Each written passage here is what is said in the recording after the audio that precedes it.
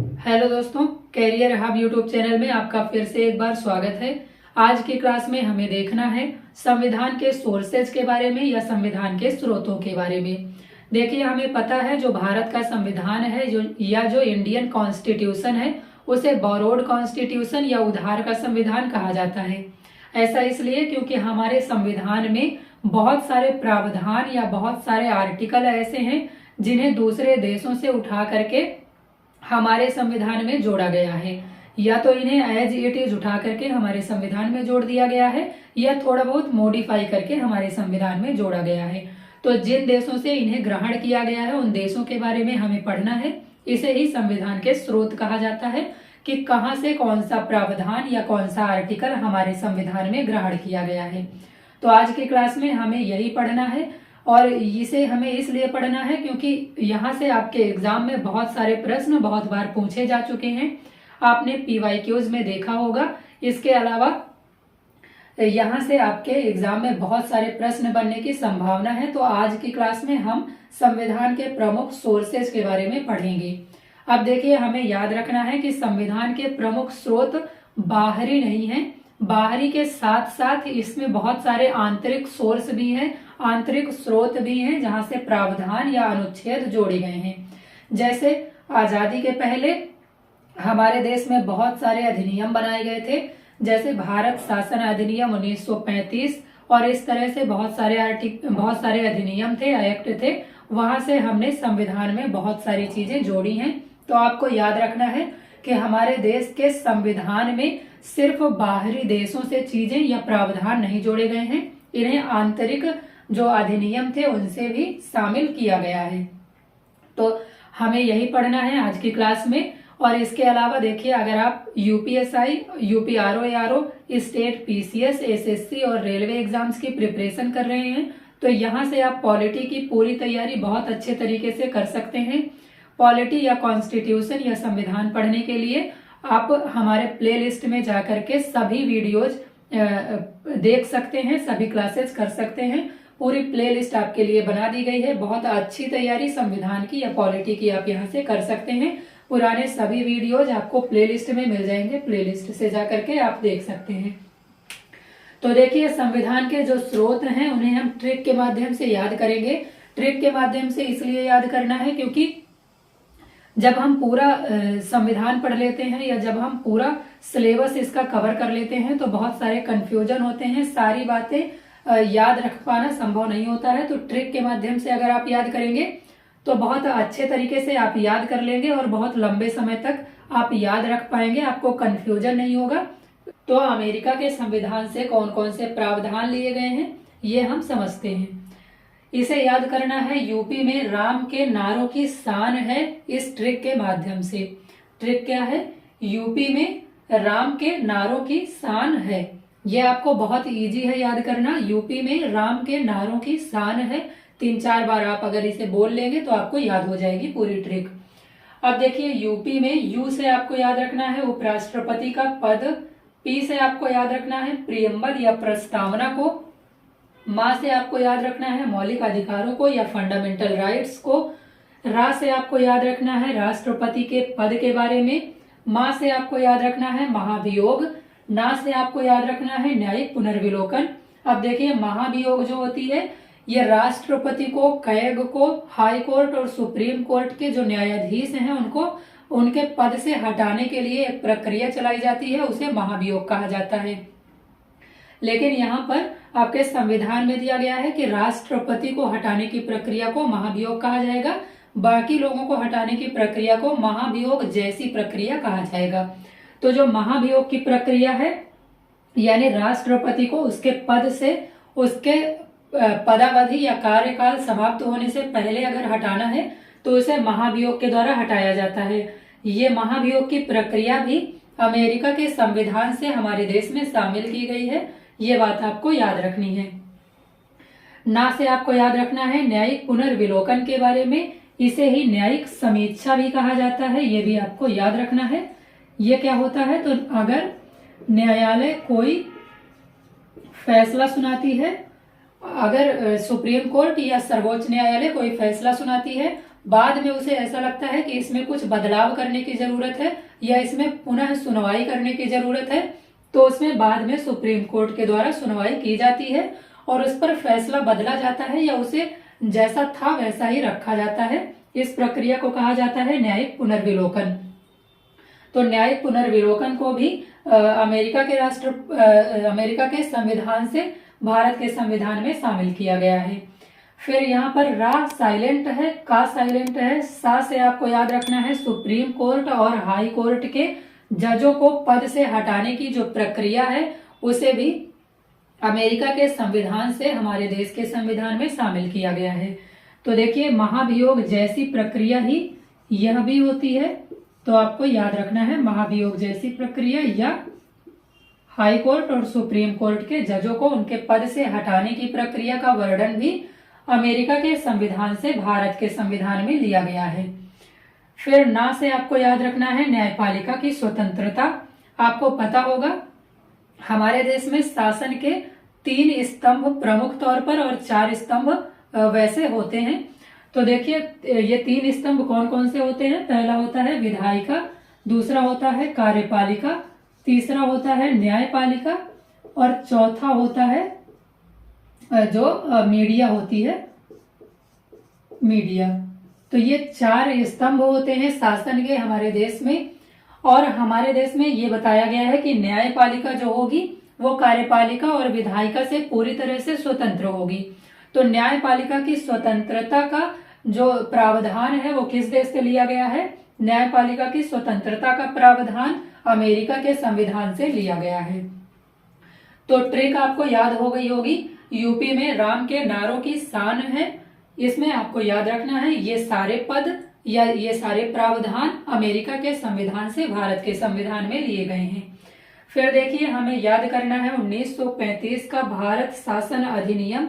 1935 के भारत शासन अधिनियम से भारत के संविधान में 250 से ज्यादा आर्टिकल या प्रावधान शामिल किए गए हैं। यह बात आपको याद रखनी है। कई बार आपसे पूछ लिया जाता है कि कौन सा ऐसा अधिनियम है या कौन सा ऐसा आंतरिक स्रोत है जिससे भारत के संविधान में सबसे ज्यादा प्रावधानों को शामिल किया गया है या भारत के संविधान में सबसे ज्यादा आर्टिकल्स को शामिल किया गया है। तो आपको याद रखना है 1935 का भारत शासन अधिनियम है जिससे सबसे ज्यादा प्रावधान भारत के संविधान में शामिल किए गए हैं। अब यहाँ से कौन कौन से प्रावधान शामिल किए गए हैं ये भी हमें ट्रिक से याद करना है। ट्रिक बहुत छोटी सी है, बहुत आसान सी है, बहुत आसानी से इसके कुछ जो प्रावधान है उसको हमें याद करना है जो आपके एग्जाम में पूछे जाते हैं। सभी हम याद भी नहीं कर सकते और याद करना भी नहीं है। तो ट्रिक देखिए, सरला को आस है। सरला को आस है, आस का मतलब क्या होता है कि सरला को होप है किसी चीज की। तो ये आपको याद रखना है ट्रिक, सरला को आस है या सरला को होप है। इस तरह से आप याद कर लीजिए। तो सा से आपको याद रखना है संघीय न्यायपालिका। संघीय न्यायपालिका का क्या मतलब होता है कि जो न्यायपालिका होगी वो कई चरणों में डिवाइड होगी। आपको पता है सबसे ऊपर सुप्रीम कोर्ट होता है, फिर हाई कोर्ट होता है, फिर जो अधीनस्थ न्यायालय होते हैं या जो निचली अदालतें होती हैं वो इसमें शामिल होती हैं। तो ये संघीय न्यायपालिका की व्यवस्था ली गई है 1935 के भारत शासन अधिनियम से। संघीय न्यायपालिका क्या होती है ये आप समझ गए होंगे। रा से आपको याद रखना है राज्यपाल का जो कार्यालय होता है उसके बारे में जो प्रावधान शामिल किया गया है हमारे भारत के संविधान में, उसे भी 1935 के भारत शासन अधिनियम से हमारे देश के संविधान में शामिल किया गया है। फिर ला से आपको याद रखना है लोक सेवा आयोग के बारे में। लोक सेवा आयोग का जिक्र किया गया है आर्टिकल 315 में। इसमें संघ लोक सेवा आयोग और राज्य लोक सेवा आयोग होते हैं। तो इस प्रावधान को भी 1935 के भारत शासन अधिनियम से भारत के संविधान में शामिल किया गया है। फिर यहाँ पर को साइलेंट है। आ से आपको याद रखना है आपातकालीन उपबंध। आपातकालीन उपबंधों को भी भारत के संविधान में 1935 के भारत शासन अधिनियम से शामिल किया गया है। तो 1935 का भारत शासन अधिनियम सरला को आस है या सरला को होप है, इस ट्रिक के माध्यम से आपको याद रखना है।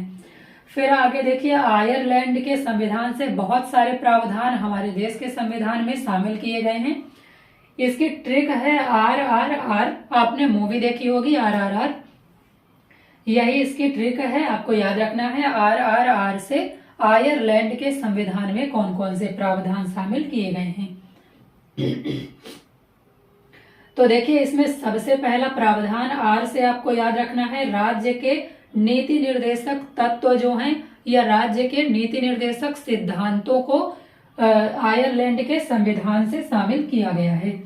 इन्हीं को DPSP कहा जाता है, directive principles of state policy. हमने पढ़ा था संविधान के भाग 4 में आर्टिकल 36 से लेकर के 51 तक इनका जिक्र किया गया है। तो इन्हें आयरलैंड के संविधान से हमारे देश के संविधान में शामिल किया गया है। फिर दूसरे R से आपको याद रखना है, राज्यसभा में राष्ट्रपति 12 सदस्य मनोनीत कर सकता है। जब हमने राज्यसभा वाला चैप्टर पढ़ा था, ये सारी बातें हमने समझी थी। राज्यसभा में राष्ट्रपति 12 सदस्यों को मनोनीत करेगा। ये आयरलैंड के संविधान से भारत के संविधान में शामिल किया गया है।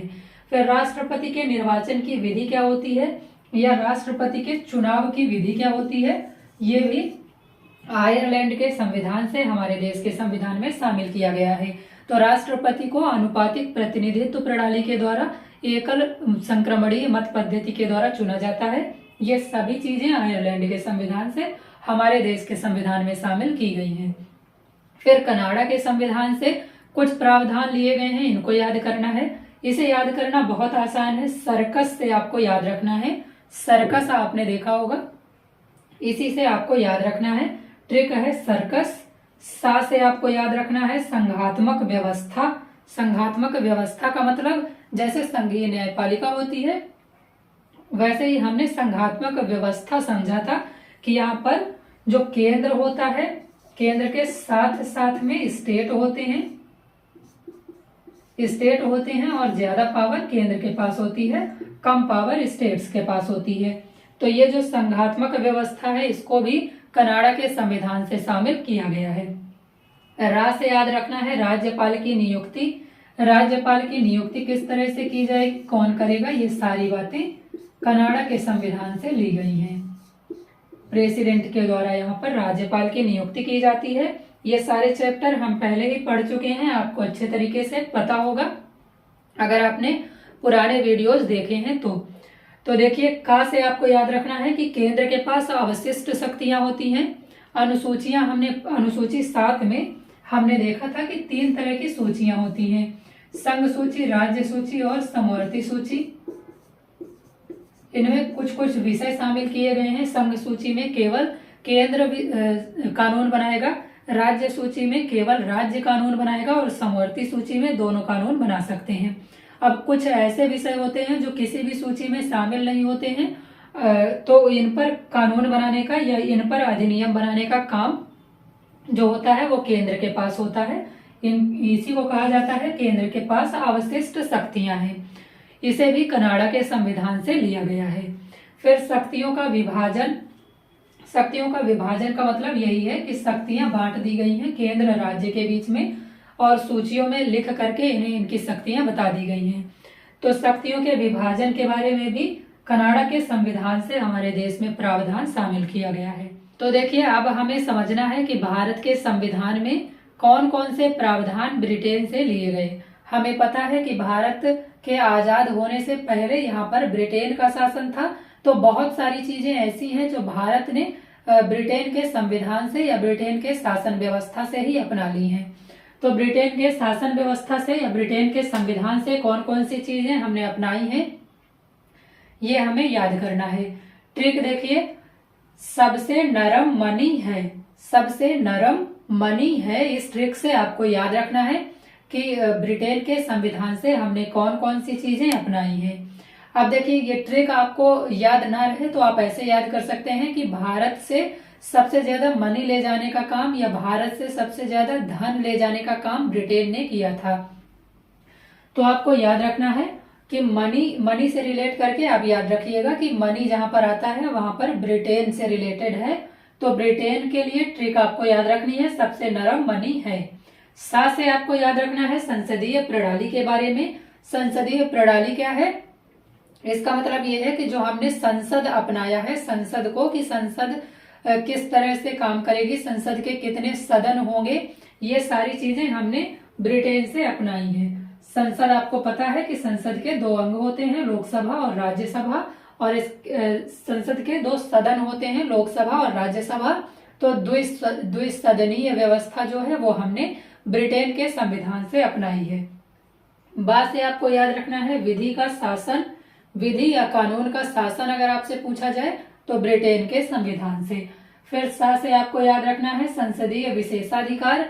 कुछ जो संसद के सदस्य होते हैं उनको विशेषाधिकार प्राप्त होते हैं, तो संसदीय विशेषाधिकार भी ब्रिटेन के संविधान से ही ग्रहण किए हैं हमने।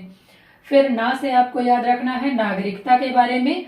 यहाँ पर ब्रिटेन के संविधान में या ब्रिटेन में एकल नागरिकता का प्रावधान है, एक ही नागरिकता होती है केवल पूरे कंट्री की या पूरे देश की। तो हमारे संविधान में भी एकल नागरिकता को अपनाया गया है, ये ब्रिटेन के संविधान से हमने अपने संविधान में लिया है। फिर रा से आपको याद रखना है रेट के बारे में। जब हमने मूल अधिकार पढ़ा था, हमने आर्टिकल 32 में देखा था संवैधानिक उपचारों का अधिकार। संवैधानिक उपचारों के अधिकार में न्यायालय यानी सुप्रीम कोर्ट आर्टिकल 32 के तहत और हाई कोर्ट आर्टिकल 226 के तहत रिट जारी कर सकती हैं। 5 तरह की रिट जारी की जाती हैं। तो ये सारा जो प्रावधान है, ये सारी व्यवस्था जो है वो ब्रिटेन के संविधान से ली गई है। फिर रा से हमने याद कर लिया रिट के बारे में। मा से आपको याद रखना है महान्यायवादी के बारे में, यानी अटॉर्नी जनरल के बारे में। अटॉर्नी जनरल के पद को भी ब्रिटेन के संविधान से लिया गया है। इसके अलावा कैग यानी महालेखा एवं नियंत्रक परीक्षक जो होता है वह भी, उसका पद भी ब्रिटेन के संविधान से हमने ग्रहण किया है। तो ये सारी चीजें हम पहले ही पढ़ चुके हैं। महान्यायवादी हम पढ़ चुके हैं, महालेखा एवं नियंत्रक परीक्षक पढ़ चुके हैं। आपको यहाँ पर बस ये समझना है कि ब्रिटेन के संविधान से इनको भारत के संविधान में शामिल किया गया है। दक्षिण अफ्रीका से आपको याद रखना है सिर्फ संविधान संशोधन को। आर्टिकल 368 में इसके बारे में बताया गया है। संविधान संशोधन को दक्षिण अफ्रीका के संविधान से भारत के संविधान में शामिल किया गया है। और ये प्रश्न बहुत बार पूछा जा चुका है, तो याद रखिएगा। ऑस्ट्रेलिया के संविधान से लिया गया है समवर्ती सूची को, संयुक्त अधिवेशन को और प्रस्तावना की भाषा को। अगर प्रस्तावना का कॉन्सेप्ट पूछा जाए तो अमेरिका से, और अगर प्रस्तावना की भाषा पूछी जाए तो ऑस्ट्रेलिया से। इनको याद रखना है इस ट्रिक के माध्यम से। सास पर ये याद रख लेना है आपको। सा से समवर्ती सूची, सा से संयुक्त अधिवेशन और पर से प्रस्तावना की भाषा। रोज से हमें याद रखना है मूल कर्तव्य को लिया गया है। और प्रस्तावना जब हमने पढ़ी थी तो उसमें हमने देखा था प्रस्तावना में लिखा गया है सामाजिक आर्थिक राजनीतिक न्याय के बारे में। तो सामाजिक आर्थिक राजनीतिक न्याय का जो विचार है वह भी प्रस्तावना में रोज के संविधान से लिया गया है। फ्रांस से आपको याद रखना है समानता, स्वतंत्रता और बंधुत्व को लिया गया है। बस इतने ही प्रश्न आपसे पूछे जाते हैं, तो इनको आपको सही तरीके से याद रखना है।